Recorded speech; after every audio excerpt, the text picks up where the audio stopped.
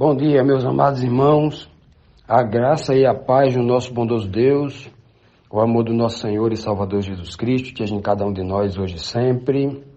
Hoje, sexta-feira, nós iremos concluir a lição desta semana com as últimas duas perguntas desse tema maravilhoso que foi a sabedoria se encontrando com o mestre de Israel, o mestre Nicodemos, né? Cristo trazendo palavras poderosíssimas sobre o reino de Deus, sobre a real necessidade dos homens aqui na terra.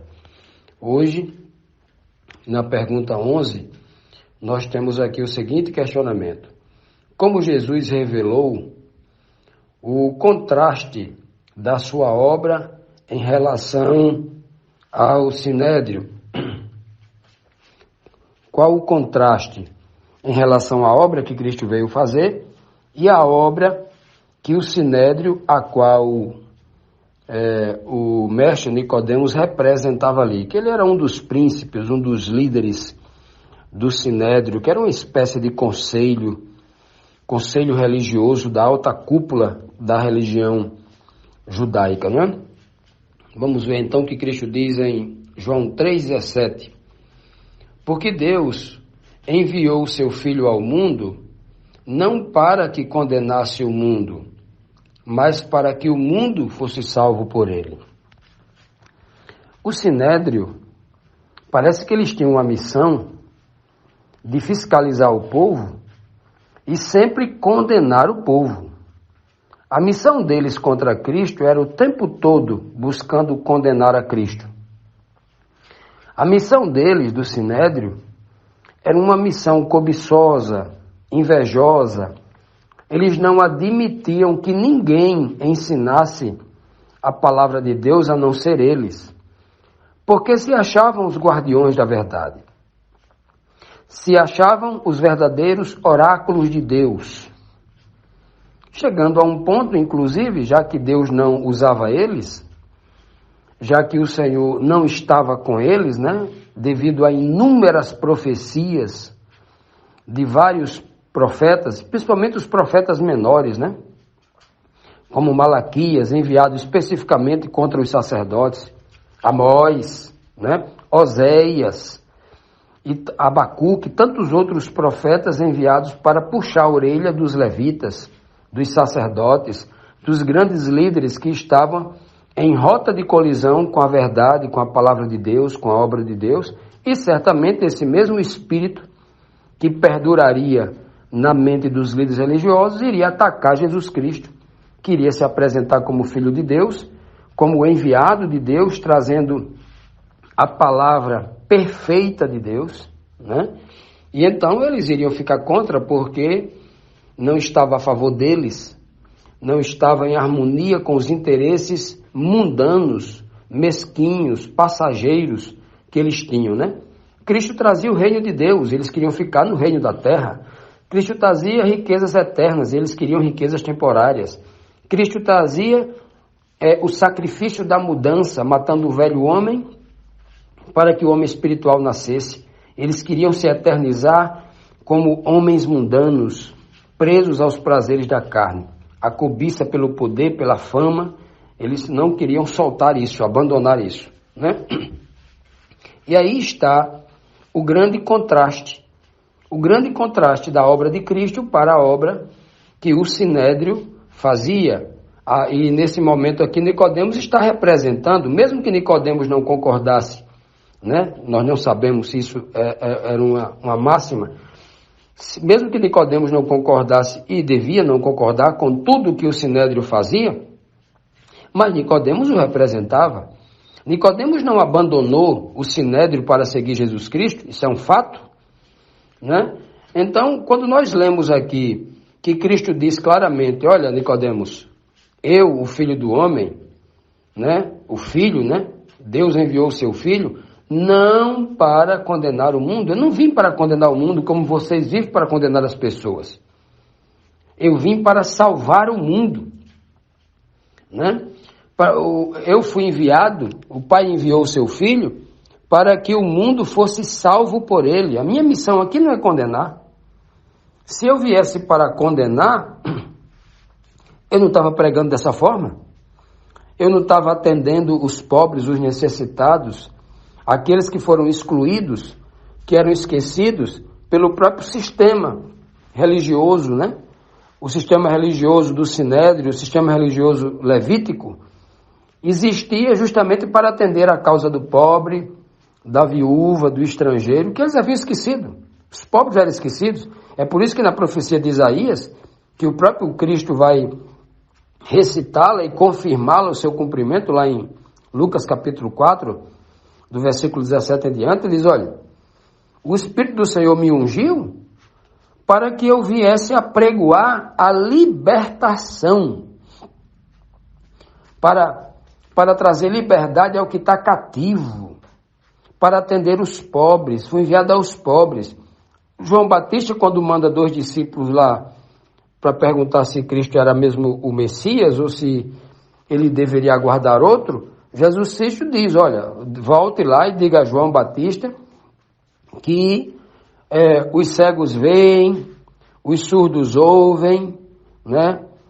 Os leprosos são limpos e a todos os pobres é anunciado o reino de Deus. Olha que coisa linda. Então, era uma obra diferente. A obra do Sinédrio era para os ricos, bajulação de rico para rico, porque eles estavam interessados em receber ajuda financeira. Eles não estavam preocupados em atender o pobre na sua necessidade. Eles estavam excluindo. Hoje, muitas religiões, 99,9% delas, né, tirando apenas um remanescente espalhado aí pelo mundo todo, também segue esse mesmo espírito. Esse espírito não morreu, esse espírito da ganância, da cobiça, em busca da fama, né? O sujeito que quer ser o pastor adorado, que quer ter muitos seguidores, quer receber muitos aplausos, que quer ser o dono da verdade e que combate qualquer outra pessoa que esteja pregando também, porque só ele tem a verdade, ele é o dono da, né? Ele sabe de tudo, ele é o ungido de Deus, ele é o oráculo de Deus, e não tem a humildade, né, de ouvir e de também ensinar com toda a humildade. Então Jesus Cristo vem, obviamente, acima de tudo, puxando a orelha de Nicodemos, mandando um recado para o Sinédrio, né, e também uma palavra de justiça, com muita justiça. Ali, implicitamente, está um julgamento à pessoa de Nicodemos e à pessoa do Sinédrio. Eu vim aqui para salvar o mundo. Eu não vim para condenar o mundo. A condenação só será aplicada depois de muitos anos. 2000 anos, né? Vamos falar logo assim. 2000 anos de misericórdia, implorando ao povo que se converta, que aceite a verdade, que aceite a proposta de vida que Deus está mandando para todos.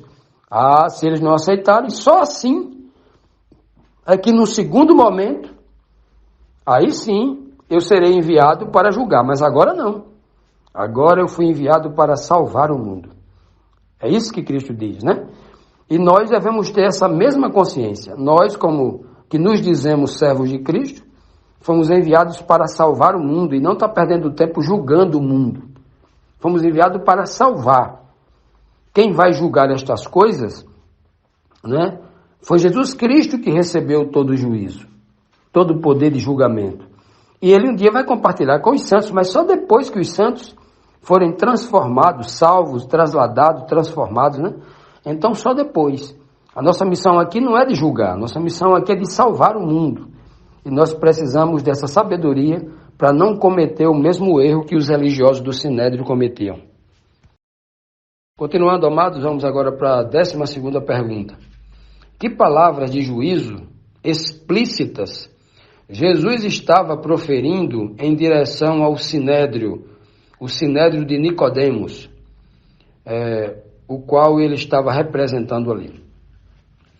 O verso 19 diz: e a condenação é esta, ou seja, todos serão condenados com base nessa máxima, nessa premissa. Condenação é esta, que a luz veio ao mundo. Qual a luz que veio ao mundo? Jesus, né? Que a luz veio ao mundo e os homens amaram mais as trevas do que a luz, porque as suas obras eram más. Olha, veja que Cristo já está julgando exatamente, olha, por que é que o Sinédrio perde tempo condenando as pessoas? Por que é que os condenados, no final do tempo, serão condenados? Porque rejeitaram a luz. Quem é a luz? Se a gente adiantar um pouco mais, lá no capítulo 8 de João, no versículo 12, Cristo vai dizer: eu sou a luz do mundo. Eu sou a luz do mundo. Então, qual é a luz? Cristo veio ao mundo como sendo a lâmpada de Deus, né? A Bíblia não diz que Deus é a glória, é a luz e Cristo é a lâmpada? Não diz lá no Salmo 119, 105, né? Lâmpada para os meus pés é a minha palavra, é a tua palavra. Quem é a palavra de Deus? Quem é o verbo de Deus? A palavra de Deus, por meio dela Deus criou tudo. Cristo é a verdadeira palavra de Deus. É a palavra física, é a palavra encarnada, é a palavra personificada de Deus, é Cristo, né? Então, Cristo, esta palavra, esta lâmpada, né? Lâmpada para os meus pés é a tua palavra. Cristo é chamado de lâmpada, né? Na Nova Terra diz que Deus o Pai é a luz e o Cordeiro é a lâmpada. Lâmpada para os meus pés. Por que para os pés? Já que pés tem a ver com testemunho, com exemplo. Porque Cristo é o nosso exemplo. Pé quer dizer caminhar. Caminhar quer dizer estar na jornada. Como Paulo chama Paulo não chama de jornada, me fugiu a palavra agora. Paulo chama de... a caminhada não, esqueci a palavra que Paulo fala, né? Aquilo que Deus... Os propósitos de Deus para a minha vida, né? Então, significa isso. Cristo é as minhas atitudes no caminhar. Então, Cristo é a lâmpada. Lâmpada para os meus pés é a tua palavra e luz para os meus caminhos. Caminho no sentido espiritual. Ou seja, Cristo é quem traz ao nosso coração o Espírito de Deus. Para que a gente caminhe na luz. Então, o povo havia rejeitado isso. Se eu rejeitar Cristo, eu estou rejeitando Deus. Porque Cristo traz a luz de Deus. Ele é a lâmpada que resplandece a luz de Deus. Lá no Hebreus capítulo 1, versículo 3, diz que Cristo é o resplendor da glória do Pai. Ele é quem resplandece a luz de Deus, né? Ele resplandece, ele reflete a luz de Deus nos homens. Portanto, os homens estão rejeitando não somente a Cristo, o emissário de Deus, o enviado de Deus. Eles estão rejeitando o próprio Pai. Estão rejeitando a própria luz, a própria salvação, a própria vida. A luz, a fonte da vida, né? E então, diz o restante do texto aqui, mas os homens amaram mais as trevas. Os homens amaram mais o dinheiro, mais a fama, mais a reputação acadêmica, a reputação dos títulos, dos homens, né? Que vem através de muita bajulação para exaltar o homem ao invés de Deus. Os homens têm esse mau hábito pagão, né? De querer exaltar o homem pelo homem. E aí amaram mais as trevas do que a luz, né? Aí ele explica agora por que é que os homens amam mais as trevas do que a luz. Porque as suas obras, olha as obras aí. Olha aí, se as obras não salvam, nós somos salvos pela fé, mas as más obras condenam. Não é aí, ó? Tiago vai dizer, se você tem fé, com certeza as suas obras serão boas. Porque se você diz que tem fé, mas não tem obra, você não tem fé, está mentindo. Então me mostra a tua fé, que eu vou mostrar a minha fé através das minhas obras, diz o apóstolo Tiago. Mas Cristo diz aqui que as obras deles, porque são as obras das trevas e por isso serão condenados, né? E esta é a condenação, disse Cristo, né? Porque as suas obras são das trevas, suas obras os condenarão. Da mesma forma que Abraão foi justificado pelas obras, todo justo é justificado pelas obras. Não que as obras salvam, mas a justificação vem pelas boas obras, porque as boas obras é o verdadeiro testemunho de que a fé é genuína, de que a fé daquela pessoa é verdadeira. É a prova física, é a prova visível aos olhos, é ver que as obras daquela pessoa são obras dignas de arrependimento, são obras que vêm do fruto da atuação do Espírito Santo no seu coração. E aqui ele diz assim, as suas obras eram más. As obras eram do mal. A origem das suas obras eram do mal. E a maldade está muito bem descrita na Bíblia toda. A Bíblia diz que o dinheiro é a raiz de todos os males. É isso que o homem tem buscado. Cristo vai deixar bem claro que Mamon era o Deus deles. Porque Mamon era o Deus dele, porque através de Mamon, ele, com dinheiro se compra a fama, com dinheiro se compra a reputação. Quer ver você ficar famoso? Ganha aí 200 milhões na loteria. E aí você vai comprar entrevistas na Rede Globo, né, para se tornar famoso. Você vai estar contratando uma socialite para dar festas e convidar as pessoas mais famosas do mundo, pagando o cachê para estar do seu lado, para você se tornar famoso. Então, com dinheiro você compra fama. Com dinheiro você compra título, reputação.